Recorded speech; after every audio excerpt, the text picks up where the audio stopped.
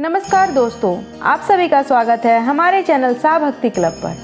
आज हम बात करेंगे एक ऐसी कहानी के बारे में जो भक्ति का प्रथम मार्ग है और सरलता एक प्रेरक कहानी के बारे में।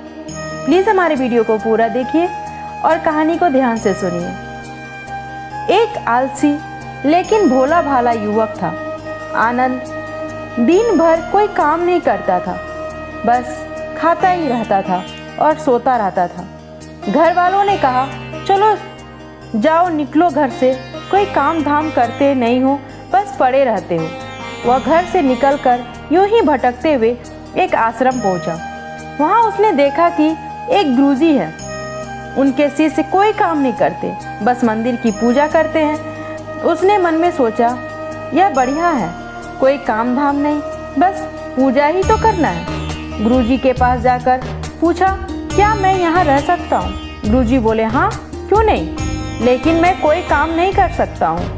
गुरुजी, कोई काम नहीं करना है, बस पूजा करनी होगी। आनंद बोला, ठीक है, वह तो मैं कर लूँगा। अब आनंद महाराज आश्रम में रहने लगे, ना कोई काम करे ना कोई धाम। दिन रात खाते और प्रभु भक्ति में भजन गाते रहते। महीना भर हो गया, फिर एक दिन आई एकादशी। उसने रसोई में जाकर देखा, खाने की कोई तैयारी नहीं थी। उसने गुरुजी से पूछा, आज खाना नहीं बनेगा क्या? गुरुजी ने कहा, नहीं, आज तो एकादशी है, तुम्हारा भी उपवास है। उसने कहा, नहीं, अगर हमने उपवास कर लिया तो कल का दिन ही नहीं देख पाएंगे। हम तो बिना खाए नहीं रह सकते, हमें तो भूख लगती है। आपने पहले क्यों नहीं बताया? गुरुजी ने कहा, ठीक है, तुम ना करो उपवास, पर खाना भी तुम्हारे लिए कोई और नहीं बनाएगा, तुम खुद बना लो। मरता क्या नाम करता रसोई में गुरुजी फिर आए। देखो, अगर तुम खाना बना लोगे तो राम जी को भोग जरूर लगा देना और नदी के उस पार जाकर बना लो रसोई। ठीक है।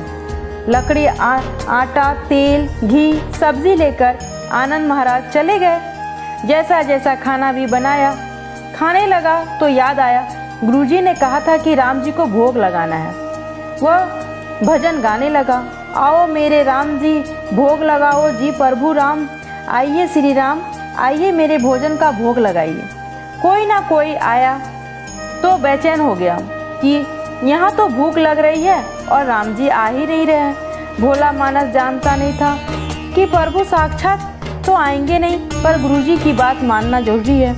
फिर उसने कहा, देखो प्रभु राम जी, मैं समझ गया कि आप क्यों नहीं आ रहे। मैंने रूखा सूखा बनाया है, आपको तर माल खाने की आदत है, इसलिए नहीं आ रहे। तो सुनो प्रभु, आज वहाँ भी कुछ नहीं बना है, सबकी एकादशी है, खाना हो तो यह भोग ही खा लो। श्री राम अपने भक्ति सरलता पर बड़े मुस्कुराए और माता सीता के साथ प्रकट हो गए। भक्त असमंजस में पड़ गया। गुरुजी ने तो कहा था कि राम जी आएंगे, पर यहाँ तो माता सीता भी आई है और मैंने तो भोजन बस 2 लोगों के लिए बनाया।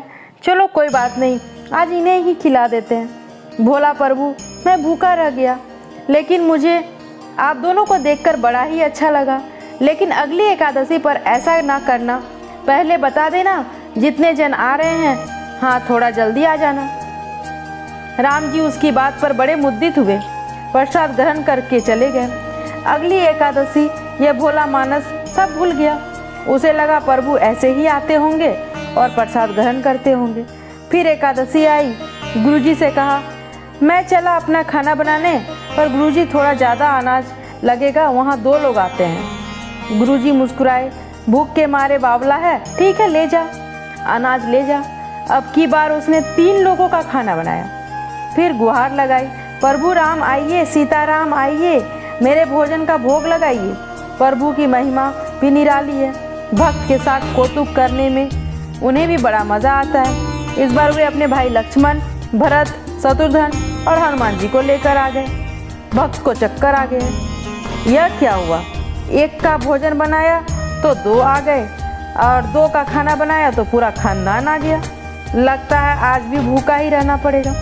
सबको भोजन लगाया, बैठे बैठे देखता रहा। अनजाने ही उसकी भी एकादशी हो गई। फिर अगली एकादशी आने से पहले गुरुजी से कहा, गुरुजी ये आपके प्रभु राम जी अकेले क्यों नहीं आते हैं? आते हैं हर बार, कितने सारे लोग ले आते हैं। इस बार अनाज ज़्यादा देना। गुरुजी को लगा कहीं यह अनाज बेचता तो नहीं है, देखना पड़ेगा। जाकर भंडार में कहा, इसे इतना जितना अनाज चाहिए दे दो, और छुपकर उसे देखने चल पड़े। इस बार आनंद ने सोचा, खाना पहले नहीं बनाऊंगा, पता नहीं कितने लोग आ जाएं, पहले बुला लेता हूँ फिर बनाता हूँ। फिर ढेर लगाई, प्रभु राम आइए, श्री राम आइए, मेरे भोजन का भोग लगाइए।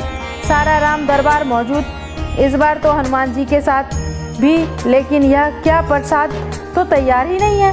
भक्त ठहरा भोला भाला, बोला प्रभु इस बार मैंने खाना नहीं बनाया। प्रभु ने पूछा क्यों? बोला मुझे मिलेगा तो है नहीं, फिर क्या फ़ायदा बनाने का, आप ही बना लो और खुद ही खा लो। राम जी मुस्कुराए, सीताराम भी गदगद हो गई और मासूम जवाब से लक्ष्मण जी बोले, क्या करे प्रभु? प्रभु बोले, भक्त की इच्छा है, पूरी तो करनी पड़ेगी, चलो लग जाओ काम से। लक्ष्मण जी ने लकड़ी उठाई, माता सीता आटा सानने लगी। भक्त एक तरफ बैठकर देखता रहा। माता सीता रसोई बना रही थी और कई ऋषि मुनि यह यक्ष गंधर्व प्रसाद लेने आने लगे। इधर गुरुजी ने देखा खाना तो बना नहीं, भक्त एक कोने में बैठा है। पूछा, बेटा क्या बात है, खाना क्यों नहीं बनाया?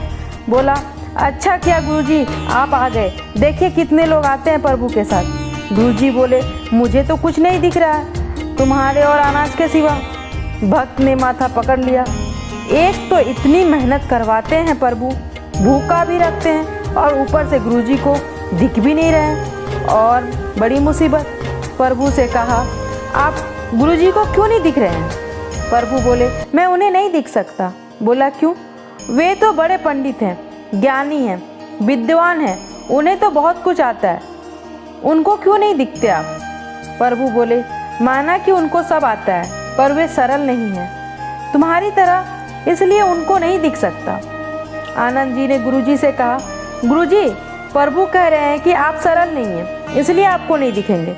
गुरुजी रोने लगे, वाकई मैंने सब कुछ पाया पर सरलता नहीं पा सकी तुम्हारी तरह, और प्रभु तो मन की सरलता से ही मिलते हैं। प्रभु प्रकट हो गए और गुरुजी भी दर्शन दिए। इस तरह एक भक्त ने कहने पर प्रभु ने रसोई भी बनाई। अगर आप सबको ये कहानी अच्छी लगी हो तो प्लीज़ हमारे वीडियो में लाइक, कमेंट, शेयर जरूर करें, और हमारे वीडियो में जो भी नए हैं प्लीज़ चैनल को सब्सक्राइब कर लें। धन्यवाद।